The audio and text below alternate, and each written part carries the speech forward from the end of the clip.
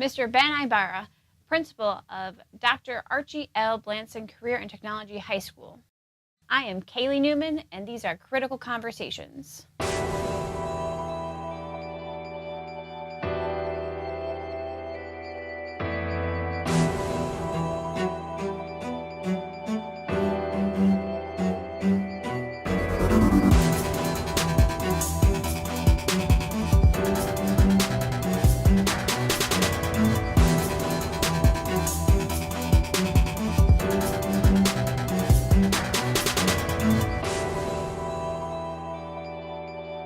Critical Conversations, brought to you by the Aldine Broadcast Network. Be sure to check out aldinetv.com for more content.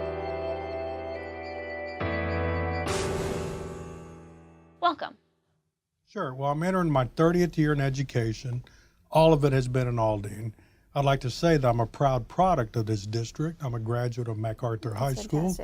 And in addition to that, I taught at 9 years at Eisenhower High School.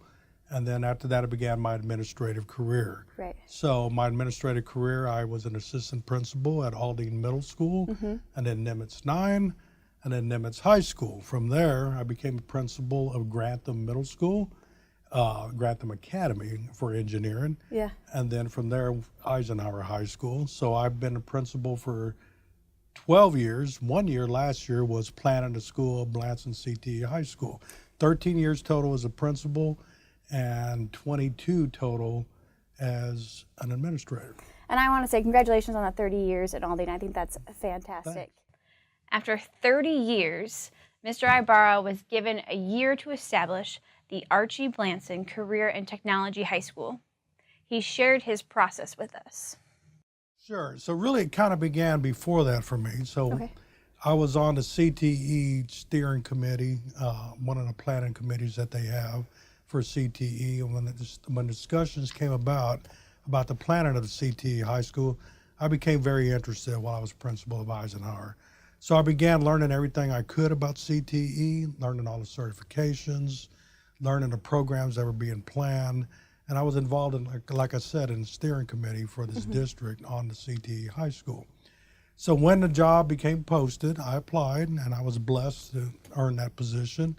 And so when I received that position, I had a year off last year, and I want to really thank the board and the superintendent for that, because that year was critically needed. So in that year, I did a lot of listening and a lot of learning. So, and you also got a chance to visit some other campuses who had current programs similar to the one you're going to be producing and are producing. Yes, so after I had many meetings with the CTE staff, the CTE program directors, learned what the intent of the school was, and started learning about what they thought the vision should be.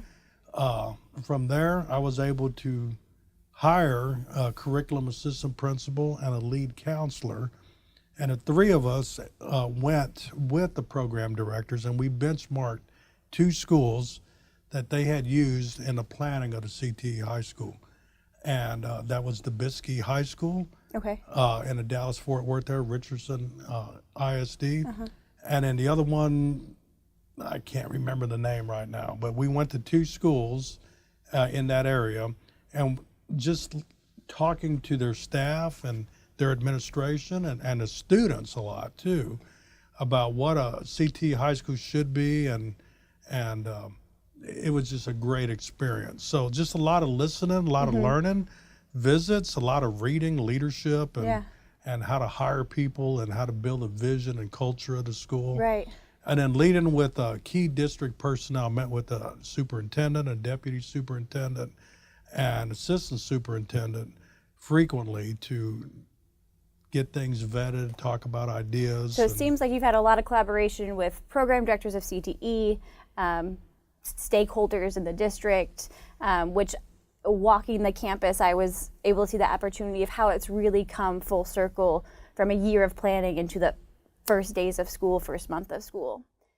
Filling the leadership positions required research into the campus culture he wished to establish. So one of the things we learned by benchmarking off those other 2 schools, they had a coordinator of student initiatives, and And that position we were granted, we don't have anything like this in this district. The closest thing would probably be like the IB coordinator at Eisenhower. And I'd like to say that in my experiences that I alluded to earlier, I was principal of a magnet school and principal of a school that had a specialized program, the IB program at Eisenhower. So I had some good experience in some specialization, so that helped. But with this position of the student coordinator I was able to hire, also able to do a lot of planning, build business partners, and get some student input into the school that we were selecting. And I was looking for 3 qualities when I hired those initial several people that really helped me a lot during the year planning the school. I was looking for people that were hungry, that they had a great work ethic, people that I knew I could empower, this is your task, and they could run with it. People that were people, Right. that they were able to build relationships with others and problem solve. And then people that were humble, that they weren't in this for their own glory, they were in this to serve. That's really what we're doing. So those are the 3 qualities I looked for. From that, I was really blessed to hire just some incredible people that, like I said, there's a lot of empowerment I believe in as a leader. And they're just able to take their task and just run with it. Again, it goes back to those hiring people. So when we hired other staff, same qualities, look for the same all across the board. And then from there, we were able to share the intent and purpose of the school. And then collectively as a campus, we came up with the mission statement and the vision and our core values and our organizational chart, all of those things that you got to have. But that was all a collaborative effort. And that's because, again, of the type of people we wanted, hungry people, people that were humble, and people that were able to problem solve and work with others. And I think that hunger of your leadership team also transfers into a sense of urgency for our kids to be successful. I've seen counselors in the classrooms. I saw your APs in the hallway. Kids are moving and getting to their courses and classes with a sense of urgency, but also like happy. You know, they wave, and when they see you, they shake your hand. I mean, it was a good feeling when you walk onto your campus. Yes, so one of the things we learned from our stakeholders, from our students and parents as they were applying to the school, we really took this to heart that parents and students were looking for something different. So we talked about that in our staff development. We're going to treat students differently. So everyone that's coming to Blanson CTE High School, everyone that's there, we're treating them like they're going to work. They're there to learn a career. Right. So by that, our core values, one of them is self-management. You know, we're not just sitting there saying, go to class and just yelling at kids to go to class. They know that if they're going to get a good career, that they have to learn to be punctual. So we're teaching those soft skills along the way. And collaboration is another, teamwork is another one of our core values that we have. So there's a lot of collaboration, there's collaborative spaces everywhere. Faculty's constantly collaborating, administration is collaborating with faculty, and students as well. They're all over the place collaborating, working together, doing problem solving, which is another core value, and communicating, another core value that we have. Those are all soft workforce skills that parents want their students to learn when they come to Blanson CTE High School. Blanson Career and Technology High School is a one-to-one Chromebook campus. In addition, the campus features state-of-the-art simulators in each of the career-focused areas. Well, I'd like to say that that's another one of our core values is digital responsibility. Right. So that's something that we stress to students. So we have so much technology. Every student is able to get a Chromebook in class. So we have spaces all over the building for them to collaborate and work together to solve problems. We expect every teacher to use Google Classroom. We expect every teacher to have their own website where they can get work and so forth. So we're just really incorporating those, you know, computer skills that they have to have in 21st century as part of the workforce. Walking around, we noticed the core studies teachers in classrooms dispersed amongst the career-focused rooms. We asked Mr. Ibarra about the collaboration we were witnessing. Yes, and one of the things that we're really trying to do at Blanson CTE High School is integrate the curriculum. So you alluded to that earlier. So science classes are right across the hall from the robotics. Upstairs in the medical science classes are right across. So we have collaboration going on all the time in between classes. Of course, we have it planned throughout the day, integrated PLCs, time after school to do that for teachers to work together. But the intent is to integrate the curriculum, not just have CTE separate and core over it. Compare. A challenge of bringing together traditional teachers and experts from a field of study is establishing effective communication, a common vocabulary. Absolutely. So like the machining teachers, constantly collaborating with the geometry teachers because they're doing manufacturing of metal, so they have to know the angles they're going to cut the metal. And then welding the same thing. So we have all that collaboration going on. We have a lot of it going on virtually. So we have collaborative sheets that are on Google that teachers are able to share and add to so that everyone knows what's going on in the classroom. But then we have time for, of course, face-to-face meetings for teachers to actually collaborate together. Now, it's a work in progress. Right. We have lofty goals of eventually doing problem-based learning, like building a house with all facets that go into it and marketing it and so forth.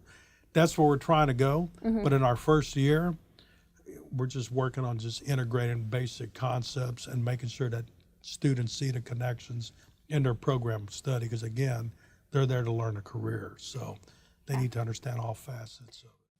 Mr. Ibarra shared the idea of hands-on experiences for students. Yeah, it's interesting that you bring that up because we have worked on, again, a common language. So that's, and we're really using that for soft skills. Yeah. So that we know what we're trying to do across the board. But yeah, we have worked on that because we have electives because students still have to get their 26 credits at Blanson CTE High School. So for example, you brought up art. We have 2 art teachers, and that's our only fine art elective. So they are integrated and working with animation and with audio video to do computerized art and so forth, and they're collaborating together. But yeah, you have to have that common language across the board. That's just one example, but health and PE, we have to offer that. So they're collaborating with science and also with, of course, the medical branches. And speaking of your medical branches, you have the EMS stimulator? I'm probably saying that wrong. But well, we have simulators. Simulators, thank you. That are in a bunch of CTE classrooms. I think you're talking about the EMTs. So we have an ambulance in a classroom, but we also have a simulator in there so that students are actually learning what it would be like to ride in that ambulance. So they're doing that virtually and 4D, but we have that also in our logistics class where they're learning what it would be like to drive an 18-wheeler truck and forklifting, and we have that in welding as well. So we have just a state-of-the-art. CTE program directors did an outstanding job of buying industry-level equipment. So that transition into the industry world and the workforce will be an easy transition. And also to get the skills they need prior to doing what they need to do to get their certification hours. They have to master. To make themselves marketable and correct. That's fantastic. I think one of our questions we talked about, if money wasn't an option, what is one thing you would do for the CTE campus? I just think that we just put so much emphasis on standardized testing. So just to emphasize more of the certifications and the problem-based learning that students are doing, I think that would help. But I think that's what I would like to do. I don't know if that really answered it or not, but I think that's just something I'd like to focus more on. Right. The students learn the math concepts that are needed in manufacturing, and in English, they're learning the skills that they need to communicate in the right business technical writing. Yeah. So again, that integration we feel will take care of the standardized testing where we're just not just doing worksheets and getting ready for EOC tests, but it's applied learning. So we've done several things. So there's culture we're examining for students and teachers. Let's talk about teachers first. So I have what's called a faculty advisory committee, where one representative from each department meets with me monthly, and they bring concerns to the table, and it's culture concerns like we're not able to use the copy machine enough, or we're struggling with this technology that we have. Park and traffic has been an issue in this building, things like that. That could hurt your culture, because those are things that are important if it's being discussed. So we address those and we problem solve together.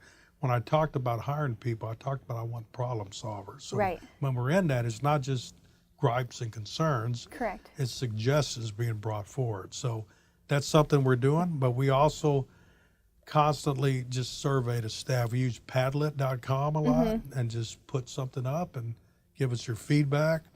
We've done a reflection on Google. We've used a variety of means. Just what is the biggest takeaway you've had so far, your biggest concern, something you want us to help you with. And teachers have put that up anonymously. As an administration, we go through them every day before we leave and address it and put those answers out. At Ike, I was familiar with FAC, Faculty Advisory Committee. So I think it's interesting that you've incorporated that technology to keep it. Well, what we're trying to do is a couple of things. We're having face-to-face meetings. That's what FAC is doing, so that people can know they're really being heard. But then we're also have a vision of the school being paperless. So by putting things on Padlet and Google Forms, we're able to get feedback anonymously too, and put that out. And then that's great modeling for the classroom too, because Padlet and Google Forms are great ways for students to give feedback for the teacher. But I also think there's a great reflection aspect for the teacher as well, using some of those technologies and being able to maybe, if you have a problem, bring a solution with it too, not just that problem. So, and then also just good face-to-face, just walking around campus, just talking to people. I make it a point to walk the building every day and just talk to teachers. How's it going? I saw on your lesson plan that you were going to try this particular strategy. How did that go? How did that talk, read, talk, write go? Especially with the CTE teachers, we have about half of them are from DOI, District of Innovation. So they have great industry background. They're learning how to teach. Just constantly checking on them and surveying them. What can I help you with? And then from there, we create our staff development that is very fluid, because it's just different than a traditional high school, knowing that we need to do this, this, and this. We need to get a lot of input, because we just have so much technology. That's something that we're constantly hearing. How do I use my document camera? How can I get more out of my Promethean board? So those kinds of things are just constantly being developed and addressed according to the needs that we're getting off of Padlet and Google Forms. And you mentioned that you're having bi-weekly staff development. We're really doing weekly right now. We're watching time to make sure that we're within the law. But we have these integrated PLCs. We decided, as you mentioned earlier, you got to walk before you can run. So rather than using our integrated PLC time, we're doing a weekly staff development just to make sure that we all know what good teaching is. Their knowledge in their program of study, we hired just great people, architects to teach CAD, and people very experienced in the oil and gas industry and for instrumentation and process. Just we hired outstanding people that are very passionate, but we need to just, sometimes in education we have our own language. So we do. When I was talking about invest, I was telling them make sure that you go on BFK and fill out your SLO for invest, and make sure that your DLE approves it. And then I looked out into the faculty, and my DOI teachers, another acronym, they were like, what? So then we took a step back, and then we brought the CTE program directors over. Last week we did this, and we had them all teach them what their SLO was and how to input it, because sometimes we just need to really think about that we have teachers that I've been blessed with that follow me to 2-3 buildings, and they know everything. Obviously, they're following me, and I'm very blessed to say that. But then we have new teachers that are DOI. They're coming from industry that they don't know all this language. So we're having to really just kind of stop and let's talk about what good teaching is. Absolutely. What are our instructional norms? What do we expect when we go in a class? So when we're doing our beginning of the year conferences, we're having those discussions with them, and we debrief as an administration daily. And if we see that they have a need here, that we need to talk more about invest domain 1 or what have you. Yeah. Then we're doing that in our weekly staff development. So that's why I say our staff development is very fluid, because the needs of this campus to reach our goal of just doing straight problem-based learning are very lofty. Yeah. And in order to do that, we have to make sure we're on the same page of what good instruction is, how to get good feedback from students, and how to use technology in your classroom, all those things that we're expecting. Because again, we're trying to give students something different there. So Yeah. that's what we're doing with that. As far as culture, you asked earlier about culture with students. We have Padlets for them too. Yeah. We have QR codes for them to go on and take surveys. I'm constantly just talking to students in the hall. What are you learning today? Yeah. Tell me how it's going in your class. What are you doing in your welding class? And they're quick to tell you. They're very passionate about being there, and they want to learn their program of study. So Right. we greatly respect our students in that they gave up a lot to come. Absolutely. They're coming from a home campus and a culture and a neighborhood that they were probably very ingrained. They probably had a brother or sister, Right. or they've lived there for a while. Because our But verticals go through up. But they want to come to Blanson CTE High School, so we want to listen to our students. Yeah. So one thing we learned when we benchmarked from the 2 schools in the Dallas-Fort Worth area, when we talked to students, I asked them, what should you, as a new principal of a CTE high school, what should I focus on? And they told me, don't forget that we're kids. We need things to do. Yeah. So I really took that to heart. So we have clubs that we've created, because we don't have UIL activities. Right. We don't have a football team, a dance team, band. We created art clubs and photography clubs and gaming clubs and a fitness club. Well- Just all kinds of things for kids to do after school. They have to Right. sign up for and meet criteria. But we have things for students to do, and we're adding more constantly, because we have to somehow compensate for the fact that we don't have the traditional things that a high school does that makes a high school fun. We don't want it just to be, like they're just so regimented. So Yeah. that's something that we're using to gauge the culture for the students. Yeah. Is constantly asking them what activities do they want, what do they want to see in their school. And I could see your robotics club ending up being your football team. That's what. And you got to that's have always gonna be cheering competition. for. That's the Yeah. American way. I love Yeah. competition. I'm very competitive as a principal, and I was principal at the 2 places I referred to earlier. Yeah. I wanted to win everything. I still Absolutely. want to win, but winning here is going to be at our CTSO competitions. Yeah. I'm excited in the spring when we go to those leadership events and those skills USA competitions. I just know our students are going to do very, very well there.